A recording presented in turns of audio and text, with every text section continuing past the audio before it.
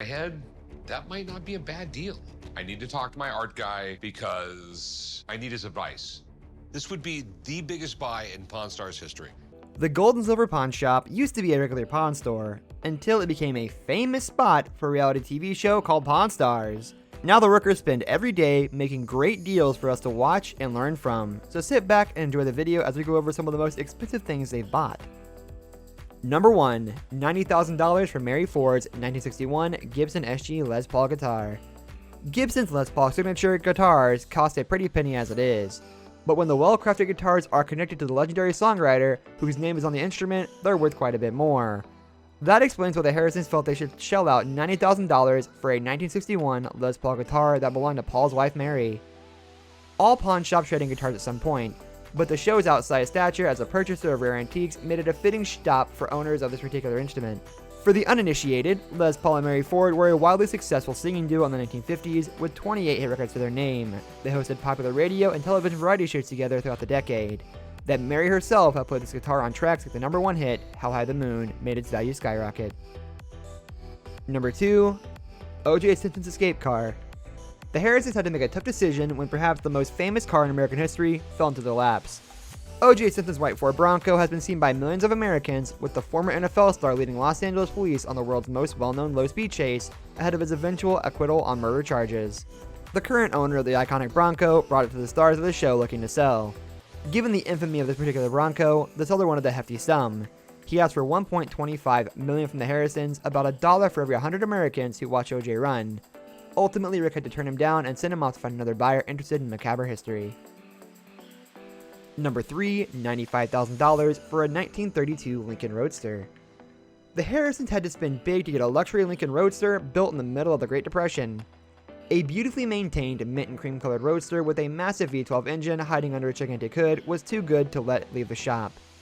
The 1932 Roadster was an attempt by Lincoln's parent company Ford to lure drivers away from the competitors at Cadillac.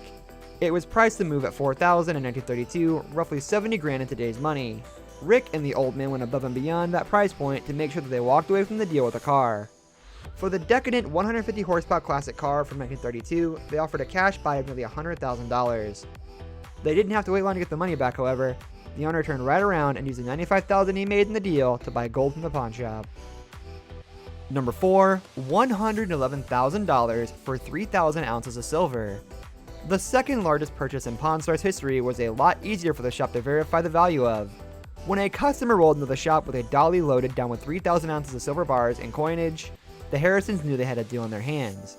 Because of the significant amount of money changing hands and the ease with which a scammer could fake a silver bar with a different metal at its core, Rick drilled into the center of the bars to discern that they were purely made of the precious metal. Testing silver is a little work, but it's not rocket science, Rick said before explaining how to test silver with nitric acid. If the silver he extracted for testing turned a milky white color when he exposed to the acid, it was pure. After verifying that it was real, he purchased it for roughly market rate at a cost of $111,000. Number 5. $250,000 for Maurice Sendak sketches. In the same season as the George Washington find, Rick came across something he couldn't help but have.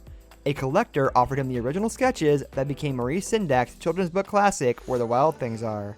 Rick was clearly awed by the drawings when he saw them in person. It was the greatest book ever written, Rick told the dealer. When I was a kid, I was fascinated by the pictures. It was so different than any other children's book. Because Sendak never sold prints of his work for Where the Wild Things Are, the sketches were one of a kind.